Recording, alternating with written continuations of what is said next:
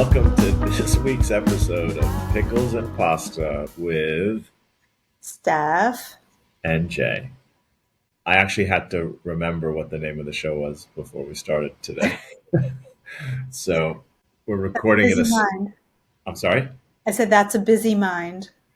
Oh, yeah, or an empty one. Yeah, we changed the time. We're changing our recording timing around, and I appreciate everybody kind of getting up on it because it's tricky when you're used to routines. You change them, you got to change all the other things around it. So I appreciate the enormous team that we have. I'm kidding. We have an amazing producer who will remain nameless, but he was right on point and had us ready. And so here we are. And I remembered, luckily, before I did the opening, the name of the show. So here we go. How you doing, sweetie? I'm great. I agree, but how are you doing? I'm doing as good as I can. Okay. Yeah, it's the wonkiness of the universe still continues. So it's definitely daily challenges of being conscious and caring and feeling about different things and different people and what they're going through, but also having the reality of life that we still have to do what we do. So Hmm. I think it's an Yeah. interesting balance. I know some people just tune it out. I know some people say I don't remember somebody telling me like I don't read the news, I don't look at nothing, and I was like, okay, I'm not saying you have to do everything, but like nothing. He's like zero, nothing, nothing, nothing, and I was like, doesn't that make you feel like disconnected? He's like, if something really bad is happening, somebody will tell me. He's like, they'll find me. Like if there's just like a real disaster, a neighbor, a friend, somebody will reach me. It's not like I turn my phone off. It's like I don't engage with that at all. Yeah, but how can you be existing in today's world and I, not have I, any awareness? Because, we don't have the TV on, news on.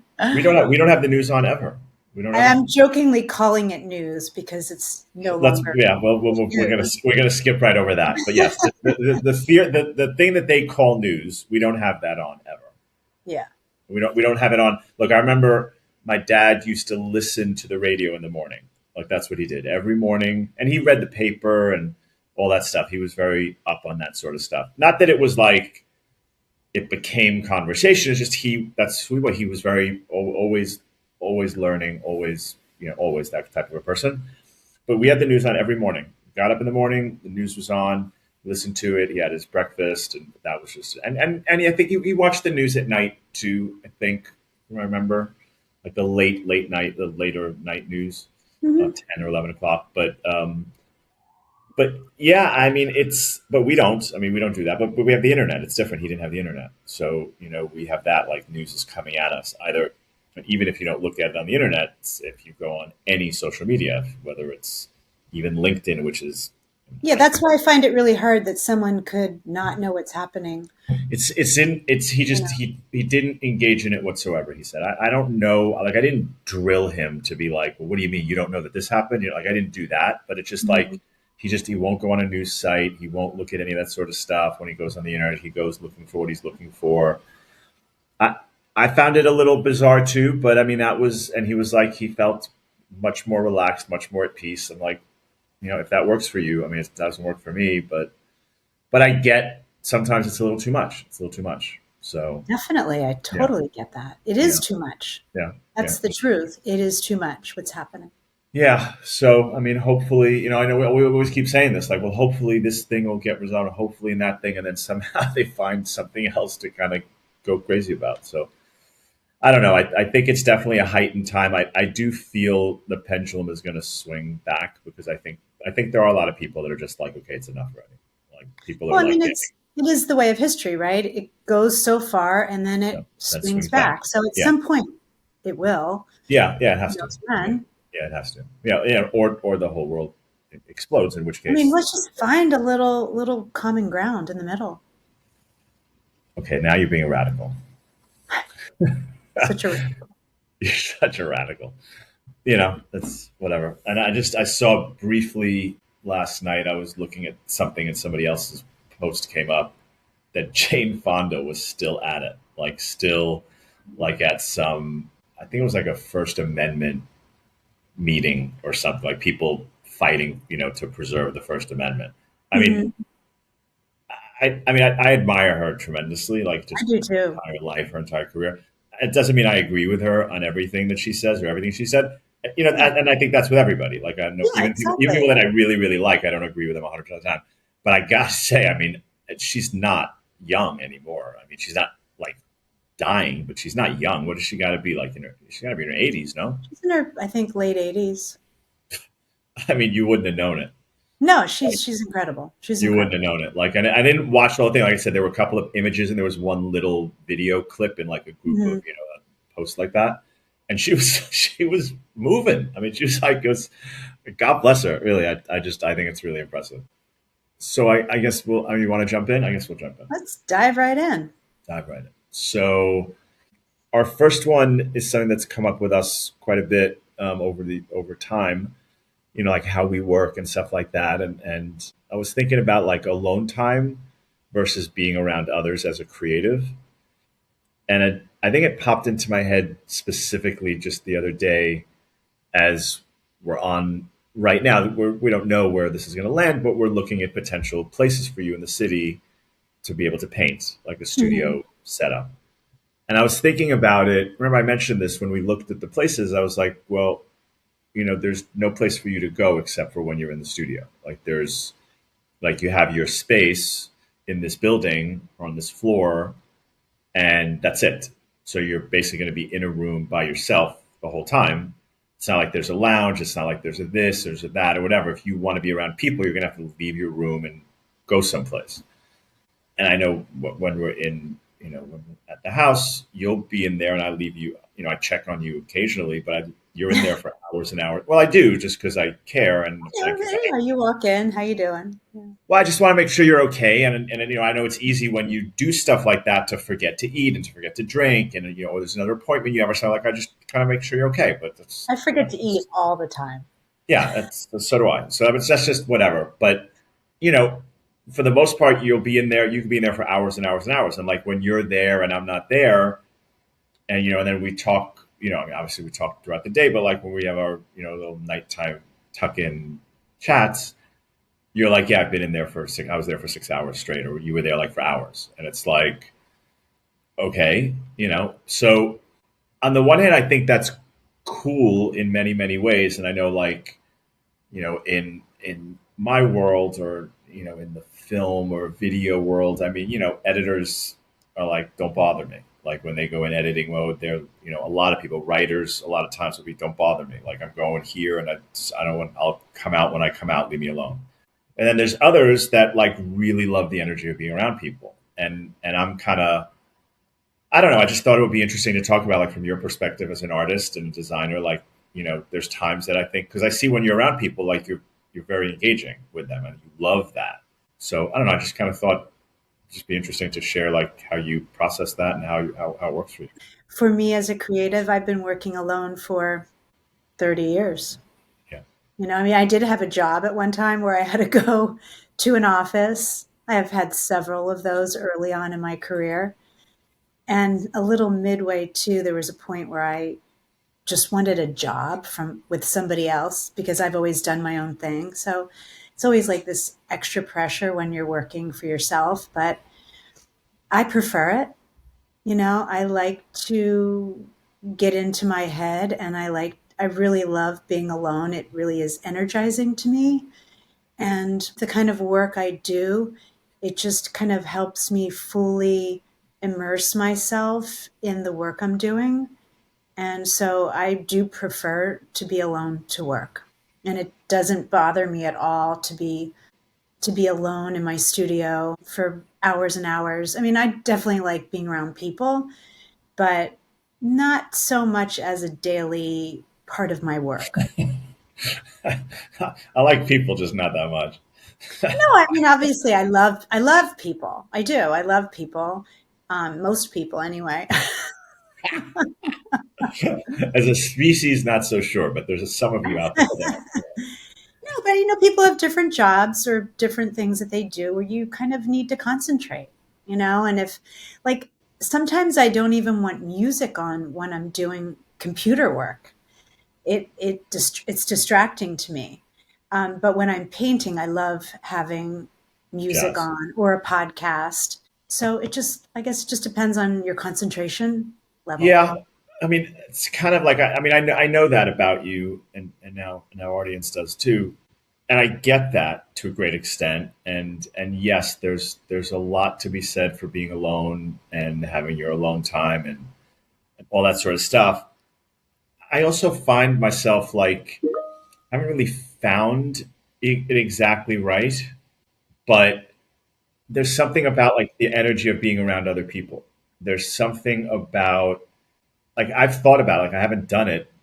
I still think about it, but I still don't do it. Like just going by myself to a coffee shop, bringing my computer, which I don't ever do, and just being there to be around the energy of other people. Like and going to like we have a bunch of coffee shops near us, and they're all very nice, and I have meetings there all the time, and it's cool, it's great. It's not what I'm talking about. I'm talking about a place that has something that is like surrounded by you know, people in the entertainment world and the fashion world and an interesting kind of cool vibe energy that you just get when you're around those people. Like you get around by how they dress, by how they act, by how they do something. And I love watching that and seeing that and learning from that and looking at something and be like, oh, I like that sweater or I like the way it's just different stuff. Or I like the way I like to see how other people are working to see how it can inspire me to be better. Well, it's Um, stimulating. it is. It is. But then I'm like, okay, but am I going to be able to concentrate on my own work at that time? And I have all this stuff I want to do. So I end up not doing it, which I then end up like, okay, why did you do that? So that's just me that's why I need the long hair to kind of keep it contained. Yeah, I it's interesting for me. Like if it's time or place, if it's the type of thing, I'm not that like you're able to do that, right? Like you're able to go there, do it, be there. You're in that box, and then you go out and you're in a different box and you're a totally different thing. I don't flow that way, the same way, and I'm not sure what it is, but it's interesting to me. It's interesting. Well, you do a different type of work. You're more, I feel like your creativity is almost in managing creative things, which is different than the creativity that creates the initial thing. Yeah, sure. Yeah, I mean, I've always said that people have been like, "Oh, you're a creative," or like, "You're an artist." I'm like, I'm really not. Like, I mean, I am a creative. I get that, but I'm not. I don't know that I wouldn't if like that was just it. Like I didn't have any of the other things going on that I do or feel I have to be involved in, and all I had the opportunity to do was whatever that thing would be, whether it was paint or play music or direct or I don't know. Maybe I would really excel at those things. I don't know. I mean, even coding, like when I first started doing it very, very slightly at a terrible novice level, I mean, I was decent at it, but I was like, I don't want to go down this rabbit hole because this is what I'm going to do. And then I saw where that would take me, and I was like, I don't want to do that. I'm too much of a perfectionist, and so I don't know. I don't know. I think yeah, I'm creative in a very different way than you are for sure. I don't think I have the talent or the skill. I definitely don't have the talent and skill that you have. But yeah, but I see it. I can see if something isn't right, and I can guide it. I can totally help. I can help make a creative excel even greater than they would without my guidance. Not that anybody needs me; like they do great on their own. But I found that with all types of creative people, whether it was an athlete, whether a musician, some famous, some not, directors, even actors, editors, where I can kind of, if I can be around them and I can help them kind of see something they're not seeing, and give them the tools and the guidance that help them. Yeah, I think that's probably more what I do than you do. But that means being around those people. Well, the other thing I would add to that is I think that you have a very unique set of skills, and you have skills in many, many different areas across a wider spectrum. And I think maybe because the things that you do decide is more like your bandwidth, they're the things that really have to happen in order for the other things to thrive. So I think partially it might just be that your subconscious has recognized that this has to get done and you're the best person to do it. And so maybe you haven't developed the other more leisurely types of creativity that exist. Do you get my point? Yeah, I get your point. It's a yeah, it's a very interesting, flattering observation. So yeah, thank you. You I know, be guess. like, I know how to do certain tech things better than the average person, but I'm not techie. You know, if I come into any problem, I need your help or I need someone else's help. But we all can do more things than we do. But if we're exceptional in one area, we're going to probably be in that area because it's where we get the most feeling of accomplishment. Yeah, yeah, I guess so. I guess so. Yeah. So I mean, I guess that kind of it makes sense based on what you do primarily to have that alone thing. And then there's other times when it's like, no, it's important for you to be around other people to kind of pick up Exactly. that other energy. Yeah, yeah, Exactly. yeah. And again, like I said, I mean, that was kind of my point. Is like I think it's different for people that are in the creative space. Like it's and even an editor who I'm not trying to stereotype, but for the most part, I mean, I can't think of almost every editor, not 100%, almost every editor I know, they kind of don't necessarily want to be around people. Like they go into the editing room, they want to edit, and they put their headphones on, lights a certain way they want it, and that's it. And then they zone in and they edit. And even when they get around, let's say, a client or the director or somebody else in whatever the project is, they tend to not feel as comfortable. Like they tend to feel the most comfortable when they're kind of alone doing their space. Like, give me the job, I'm good. I don't want anybody else. And then other creatives are like they love that teamwork. Some actors want to study alone. Some actors they want to have that someone even if it's not another actor, they want someone to interact with when they're rehearsing and stuff like that. So yeah, I guess part of it is what you do, but part of it I think is and that's it's kind of like this is a thing that we used to joke about. Like when you see certain actors and they have a certain way that they act and you see it, you know it, right? And then the question to me becomes is like, do they act that way because of the roles they've gotten? Like, did the roles they've taken get them to act that way? Or did they get the roles they got because they act that way? Like, which, like, you know what I mean? Like, he's Yeah, like no, I gangster. Like, hear De you. Niro is De Niro. He has his thing. He has his mannerisms. He has his thing. You just know him. You know him from close your eyes and you're like, oh, that's De Niro. Like, you just know. Is it because he did gangster movie and he became that guy who talks that way, who acts that way? I don't know. I always found that to be interesting. It's probably a little bit of both, but I think essentially people have an essence. And Yeah. I think De Niro just has this certain essence, and I mean, that's what, he's in a class by himself, but yeah. yeah, there's many There are a other. lot of actors like that, Yeah, like they'll have they that have sort of this thing. Yeah, yeah, essence, and that's what is the appealing thing, other yeah, than their craft, yeah, their yeah, expertise. And yeah, also, it depends on what you do. Like for painting, I prefer to be alone to paint, but I'm also a person who's very social. In many ways, I have a lot of social skills, and for in fashion, I have to be out there in a way, being the front person for the brand in many ways. And if I do like a pop up or any type of social media, or even at a conference when I'm asked to speak about being a founder of a fashion brand, like you have to be able to balance the two, I think, to be truly successful in what you're yeah, doing. yeah, yeah. No, that makes sense. Makes sense. So the next kind of topic I wanted to kind of talk to, which kind of comes into part of this, is when does money come into the thought process of creativity?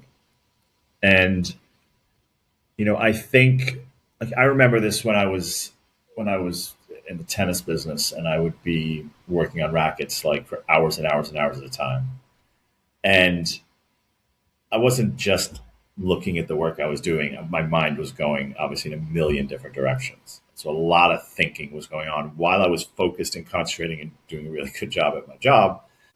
That happened. And thinking about like as creatives when we're working on something and you when you're painting or when you're designing something and me when I'm doing whatever the hell it is that I do, whether we like it or not, money is going to come into play at some point. Like it's just what it is. We're not the world is not such a place that we can just do what we do and it doesn't matter if we get paid for it or we sell it or whatever it is. It is. And to me, the question comes: when does that come into play? And we were kind of talking about this a little bit the other day with different things that we're talking about what we're doing and with your art, with fashion, with all the different business stuff that we're working on. When do we think about that, right? So, like in other businesses, it's very clear when the money comes into the discussion. Like it's very clear. But with artistic stuff or creative stuff, I don't think it's as clear. Like you could, right? You could be very unemotional about it and be like, okay, well, how much does it cost? How much are you putting on supplies? Whatever. But sometimes that's too early. But if you come at it too late, well, that's not necessarily good either because you haven't figured out how you monetize what it is you've done. You spend all this energy on this time and money, whatever, and now you have no idea. And so I just think it's interesting to think about like how do we determine that? And I don't know, there's no definitive answer, but I think it's just an interesting topic of like when does that come into play? I mean, you as a creative, it comes into your head differently than it does from my side. Yeah, so you're speaking about money in terms of the money you will make from the product or the thing. Well, both really, both because okay, look, if you have let's say the let's use you as a perfect example, right? So you're a painter, right? Let's say you're an artist, you're a painter. So you Mhm. have paintbrushes and you have paint. Maybe you need a little bit more paint for this, a little bit more paint for that, and you have certain things. So you might need some supplies here and some there, but you have most of what you do. Like if I said to you, go I would never say to you, go paint. But like, if I were like you, hey, can you work on some stuff this week? I mean, you just could. Like, you could. Like, it's not like you can't. So the question then is, okay, well, you're not thinking about money at that point, and it's just not. It's not in the equation yet. But at some point, it does get into the equation. At some point, there's a process. It's different than another business like, okay, well, I have to go buy this piece of equipment or I have to go get this space or I have to like it's different. The money gets into play early. Like if I'm going to spend this money, then I have to make this money. As an artist or as a creative, it doesn't necessarily come into play right away. And I'm curious how do we process that? Like how do we make that work? Hmm. It's a little bit of a complicated question in a way because, for example, like I have been a painter my entire life. I Uh-huh. cannot remember a time as a person that I didn't know how to make a picture. And so at some point in my life, I started buying art materials, maybe when I was like 16 and I took some of my first outside art classes outside of school, like regular school. So, I started collecting my art supplies at 16 years old. And that has just accumulated over the next 54 years. And so I have all this 40, stuff. 44 years. So, okay, I get it wrong. Okay. Math is not the best. It's I okay. was trying to do that really quickly. That's why Anyway, I'll take care of the business. yeah, you, I'll you take care take of the care of business. the accounting. But what I'm trying to say is if I were to go out and buy that now, it would be thousands and thousands of dollars, Right. you I get know? that. Right. And so that's one aspect of the money I'm to putting me. that off to the side. I'm saying in your situation, I'm putting that off to the side. That's kind of my point. That's Okay. exactly right. So keep going. Keep going. Okay. So I'm not thinking about the money so much when I'm going to make a painting, but I do think about it because I know. most of the time I do need to go. Almost every time before I go back to Pennsylvania, I go to Blick, and most of the time it's over easily over $100 every single time. Sometimes way more, and honestly, And sometimes you say, I can't believe I spent this much money on stuff. like one tube of paint could be $50. one tube of paint. So as an artist, it's funny when people kind of question, prices of art, which I get it. It's if you don't know, you don't know. But if you know, you know. And I could easily be using minimally $1,000 for a painting that I spent maybe 7, 8 months making to have a finished price tag of roughly around $5,000. When you really think about the materials, the time, Yeah, the math the doesn't add up. it's like, yeah, that's why that is. But most people don't know anything about that, and they don't care. So that's where the money comes into play with that kind of stuff. With the fashion stuff, it's very different. You're designing a product. And right now, I'm going through the phase of designing new things for Have Some Fun Today. And actually, I'm contemplating an entire line of art products, which is different than me formulating a theory around a painting that I'm really going to spend many months doing. Right. This product idea is about knowing the exact amount of money I'm spending on my material, keeping that to a minimum, using an inexpensive material, using an inexpensive forming of the canvas, and using minimal of my time. And when I do that, then I can calculate the money that I have spent on a particular product that then I want to create a retail price for, and get money that I'm going to make a profit on my time and my materials. So Right. it's a different way of looking at it, but money does come into play no matter what. Yeah, I mean, I know it's interesting, like when you're making something and when I know a lot of times when you're painting, you're just painting because you have a thing in your mind and you've got to paint it, right? And you're not thinking about anything past that. Like this has to be created. It's in my brain. I'm going to put it onto a canvas or paper, or whatever I'm going to do, because that's created. And there's no, if it sells, it sells. If it doesn't sell, it's not relevant to you. And sometimes, right? But there's other times where you're thinking about either a show or something, and then it starts to think about like, okay, what am I going to sell it for? How much energy do I put in this? What type of materials do I want to use? Stuff like that, which is kind of like what you're saying a little bit with this product, which I Yeah. get. Like the painting, the art pieces that you're talking about as products for Have Some Fun Today, they're products. So it's a Yeah. different Same process. thing as, yeah. But same thing as when you were, when you design the bags, you're like, okay, I've got to do it this because I've got to get this price point because I think it has to retail here and I can't this and I might have to put it marked down. So I got to think that like that's right from the not from the gate, but it's from you come up with the idea, the vision, you have a rough idea of what it's going to be, and then at that point you start to think about the money, like pretty Yeah. early on in the process. You almost work backwards. Like Right. I have an idea in my head. Oh, I think this product would be a good product selling at this This price. price. Right. And then you kind of structure it backwards. Well, how do I do that so that I'm actually making the Right. appropriate margin? Right. Right. Right. Yeah. But with the art, and I think you could take that to like obviously we're talking about you personally specifically. I'm also talking beyond that of like just generally in the creative space. Like you're in the midst of creating your art. You're not really thinking about the money. You're not thinking about do I have to market it? Do I do? You're not thinking about that. Somewhere later in the game, I think it comes into your head.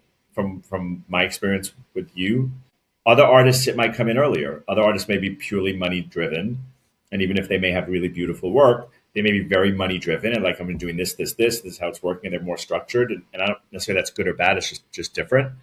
It's the same thing like with a director or writer or producer. Like you don't you make a movie or you're thinking about making a movie.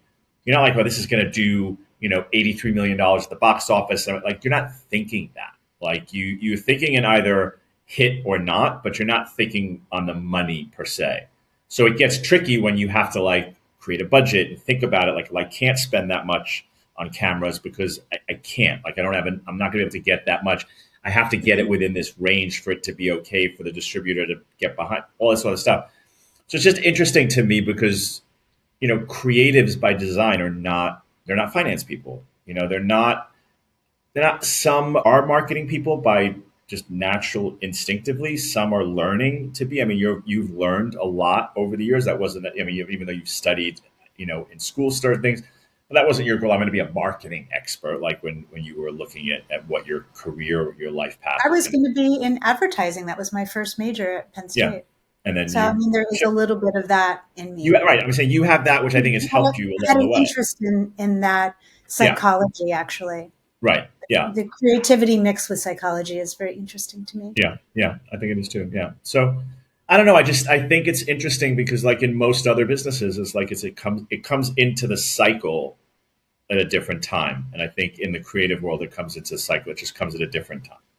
I Yeah, I think. think that's why so many parents dissuade their children from going into creative businesses because there are less assurances that you are going to make money. Yeah. It's a Yeah. risk. It's a risk being an artist. You have to really believe so strongly in yourself and your ability and what you have to say in order to do it. Yeah. It's not, it's for someone who's somewhat brave. Yeah. And it's. I mean, I remember over the years, very often when I've mentored certain creatives, it's one of the first questions I ask them. I was like, "Do you have a choice? Like, if you have a choice, if you're like, I really want to be a singer or whatever," I'm like, "That's great. Like, do you have a choice?" And they're like, "Well, I could do this." I was like, "Yeah, this isn't going to go very well for you. Like, it just Yeah, isn't." Like, if I you're like, hear "Well, if this that. doesn't work out, I could do that." Like, I'm like, and some people like that, I would really drill them, and I'd be like, "Okay, let me let's take it a step further. Like, you're not getting that record deal right now. Like, if you don't get that record deal, and it's like 20 years from now, like, are you going to sing at like a bar? Are you going to go sing at a small thing? Like, are you going to keep writing music, or is this like, well, if this doesn't work out, I can always go, you know, do something like." I'm not saying you're not going to have to get another job. You are going to probably have to get another job. That's a difference. It's a difference between like getting a job to make sure that you can keep doing what you're doing, what your passion, what your true passion is. If you don't have that, like, I'm willing to do what it takes. And I'm not saying bad things. I'm not saying sleep with people. I'm not saying rob people. I'm not saying that. I'm saying if you're not willing to really do what it takes, the odds of you making it, particularly in the creative world, it's pretty low. I think it's pretty low. I mean, there's outliers for sure, but I mean, Lady Gaga worked her ass off. Like anybody you can think of worked their ass off. Like they worked their ass off. Like J Lo, on and on and on. Jay Z, all of them. Like I mean, this stories about Jay Z were like he was this close from just being like a street gangster, like probably would end up in jail kind of guy. Like that's the kind of crowd, not because he was that kind of person. That was like where he lived, the kind of people. I mean, I've heard tons of stories from his mouth, and people that were in that space with him at the time. And he was like, I'm not, that's not my life. That's not going to be my life. And he worked hard. It's not an easy thing, you know, in an environment to have to bring it. And he did it, and I admire him. I'm not a huge fan per se. I mean, I like his stuff, but I'm not like a huge Jay-Z fan, but I admire that tremendously. I mean, obviously he had Yeah. something, he has intelligence, he's talented, and he had the drive. He had the drive to Well, be like, I'm going to do it. it's hardcore. It's hardcore, Yeah. Yeah. because there's a lot of years, and who knows, it may be maybe 20 years, 30 years. I mean, I read so many articles about artists who painted their entire lives. Just read an article about some woman who was sold her first painting at 91 years old. God bless her. Like that is badass. Yeah. God bless her. Wow. Yeah. Yeah. I got time. I got time. Yeah. No. Well, I mean, look, it's an old joke of the 15-year overnight success, right? I mean, that's the saying, but it's true. I mean, like, granted, there's certain things now with social media that people can kind of click faster and stuff like that. But like even Justin Bieber, I mean, he was doing music at 3, Yeah. So I mean, yes, he got famous at like He's- what 13 or 12 or something like Yeah. that. He was already at it for a long time. Yeah. Yeah, and your old friend Taylor. God bless So her. yeah, God bless her. Yeah. All right. Cool. Well, I know. I just thought that was a Yeah, no, joke. it's a Thinking about very it. interesting topic we could go on and on about. Yeah, I know we were talking the other day about like stuff that we're working on. I'm like, okay, well, where does that go? And you're like, and it's your head wasn't there, my head was there, and then for us as we work together, we find our balance, right? Like we find like, okay, I know you're not there yet.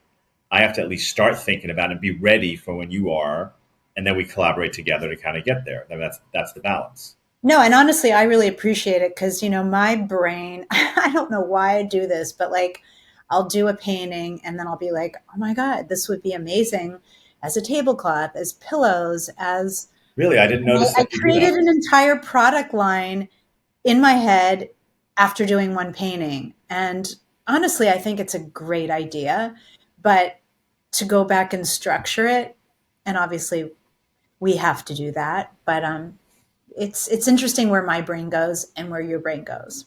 When that happened just the other day, that's where my memory came back of when I was stringing rackets. When I would be on tour and I'd be in a hotel room, getting up sometimes staying up through the night many times, like having to just stay all the way through the night and the next day and the next day.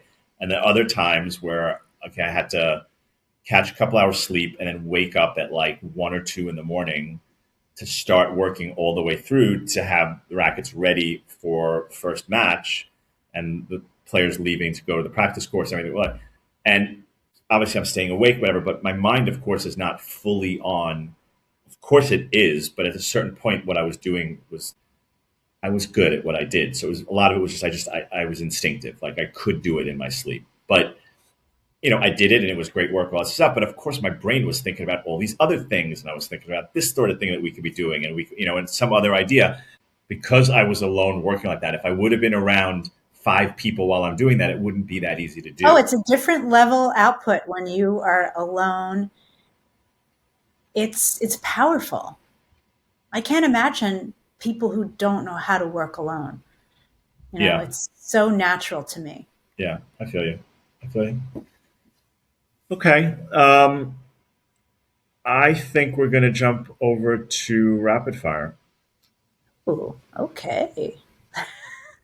I think we covered some good stuff. I think we covered some good Oh, I do stuff. too. I think it's Yeah, and I like the rapid fire questions. So like I sharing think for anybody who's let me check. creative. Let me check what time it is. Let's see something. And it is rapid fire time. Quick Draw McGraw. If anybody ever knows who Quick Draw McGraw was, um, I like Quick Draw McGraw. Hopefully people do. I'm sure nobody knows. I'm sure there's like 3 people out there who know who Quick Draw McGraw is, but I love Quick Draw McGraw. Do you know who Quick I'd Draw be McGraw is? surprised if anyone younger than 30 is listening to this. So, Yeah, but they say that about other stuff. I've told you, I don't buy into any of that shit, especially with the internet. Like when you say something about music or about a movie or about a book, and that goes before my time. And I was like, you ever hear Beethoven? Everybody says yes. So that was clearly before your time. So yeah. stop it. There's nothing to do with what time it is. It's not what you're interested with. Whatever. Anyway, Quick Draw McGraw was a horse who stood up on his 2 hind legs and had his what's that, the holster with his guns, and he had a cowboy hat on. Quick Draw McGraw was the best. I think I'm gonna go watch an episode after we do this. There you This go. You're going to podcast. go watch an episode and go to some co-working space and get inspired. Exactly, and get and You right got and have two, you got two less check, things to do. check this. That list is getting checked. All right, should I ask you first? Yeah, sure. Okay. What technology cannot get here fast enough? Ooh. When you shared this question with me, all I could think of was a technology that as soon as something was stated, it was verified. Like no question Oh, if something was true or false. oh, wow. Okay. Yeah. Yeah, that is. There'll be no more lying and false statements. That would be great. I wish you well with that one. Okay. It'd be Um, amazing. that would be absolutely tremendous. It would be tremendous. It would be tremendous. It would change the world we're living in because so many Hundred people percent. think some of these things are truths. The truth. Yeah, yeah. It's yeah. That's actually it's. I don't know if you saw on when you turn on Netflix and it shows you different all of the channels do that, and they show, and there was something I saw. I think it's called 11/22/63. I guess that was the day that Kennedy was shot, and it's this new, like, not sci-fi but like mystery sort of thing about, I don't know. It looks very interesting. Like it tells the story, but like in a different way. I'm kind of curious to dig into it. Did you see this Hmm. at all? No. Yeah. If anybody has seen it, let us know what you think. But I'm curious. I'm kind of curious to see it. Like it seemed really interesting. If you could fix one physical thing about New York City, what would it be? I mean, I think I almost know what it is, but just You keep know in what I'm mind, going to it's say. not okay. But remember, it's not political. It's not emotional. It's a physical thing about New York City. What would it be? The cleanliness. No more Poop. poop There you go. No, on poop the control. sidewalks.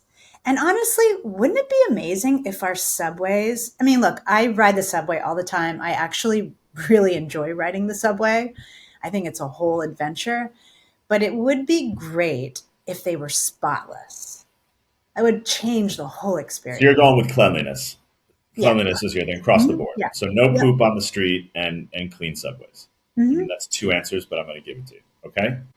Two foods you put together that most people go ew to. And the first thing that comes to mind is I'm such a weird eater and I love sauerkraut, like homemade sauerkraut, and I love to eat it with cottage cheese. I've had it. It's fantastic. For those of you who haven't had it, so But I'm not going. I would do a dollop of really good olive oil, a tiny bit of tiny bit of kosher salt because it's already kind of salty, and a little fresh ground pepper. Okay, okay. So the two Okay. foods would be cottage cheese and sauerkraut. Okay, Yes. Okay. So Jay Schweid, what tech cannot get here fast enough? it's a tough. I mean, I know I wrote the question. It's a tough one for me because I can think of like 50. I'd say like rapid transport, like being able to beam you someplace, like pew, like Like you like have to be in LA. Okay. Go to the little yeah. It's station and you're there. because I was thinking of all the other things that I think I know are coming and that I can't wait for, like, not having to ever type again, having going from something that's in my mind to be able to create it. The stuff I've talked about, medical stuff like that, to not have to have surgery where you just put a thing on your ear and it removes tumor or cancer, whatever. Like all those things are amazing. But I think to be able to go someplace in an instant would supersede all of those things because some of those other things would kind of come in part of that. So Okay. that's what I'm going to go with. Cool. That's amazing. Thanks. If you could change one physical thing about New York City, what would it be? Physically, I'd say how the city flows. So it's not really a traffic per se. It's partially traffic, partially streets. Like I think So there the could be a better. physical way, it's allowing Yeah, like certain things, like things you're to move. restricted from certain things that I think make it for like I think part of it there's the energy that's good about that stuff, but I think that sort of stuff could be better.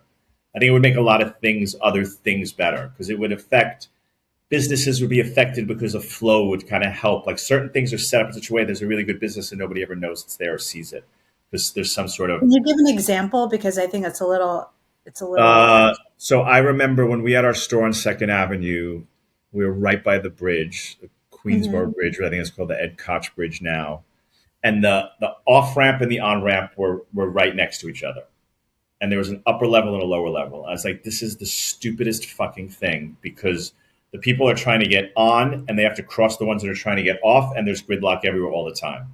So Ah, as opposed to the upper goes this way and the lower goes this way, now that flow changes. So now people aren't annoyed at this part of town, which backs up other stuff, which changes other stuff. It just starts to get very complicated. And I think okay. a So the way the proper. streets are I'm not saying organized. redesign the city. I like the city the way it is. I like the building. I like what I was. I'm saying if you changed some of those things, flows would be better, and I think it would enable people to kind of enjoy the all the aspects of the city instead of staying away from certain things because it's just a mess. Okay. All So I think right. that would be a That's very fair. useful thing. Like it would be useful emotionally and financially and everything else. So that's what, Okay. Two foods you put together that most people would go ew to. I mean, I mix everything, as you know. So two is kind of really tight. I mean, I put, it's funny that we're both talking about cottage cheese, but I put cottage cheese on macaroni and cheese, and I've Yeah, had that would be people good. go, that's ridiculous. That would be good. I put meatballs in macaroni and cheese, which is also not a huge That would be stretch. But good. people, yeah, but the tomato sauce, people are like, you can't put tomato sauce on macaroni and cheese. Yes, you can. Um, Cheese, of yeah, I course. know. These people have no creativity. I feel you. I've gotten the ew on the cottage cheese macaroni and cheese a lot. I don't know why. I No, don't know why, but there are that's laughs. pretty lame. It's pretty lame. I could do better than that, but nothing's popping to my head. I think it's good. I don't really eat macaroni and cheese, but if I did, I would eat that. I used to eat it. More protein. I More used to, protein. I used to eat it all. I used to eat it all the time. My father would buy it. My father would buy like 6 boxes at a time. Um, yeah, which was a big deal living in an apartment. I know it's not a big deal when you live in a house. You buy Oh, six of believe me, everything. it was a big deal in my house. I wasn't really the macaroni and cheese eater, but everybody else in my family was. Okay. They love that stuff. Okay. I don't know. Have you seen me eat anything that you would go like, why are you putting those two things together? You might know better. You might observe it better than No, I would. but sometimes you have these concoctions that I can't even tell what it is because you put so many things together. That's me. And in my mind, I'm like, ew.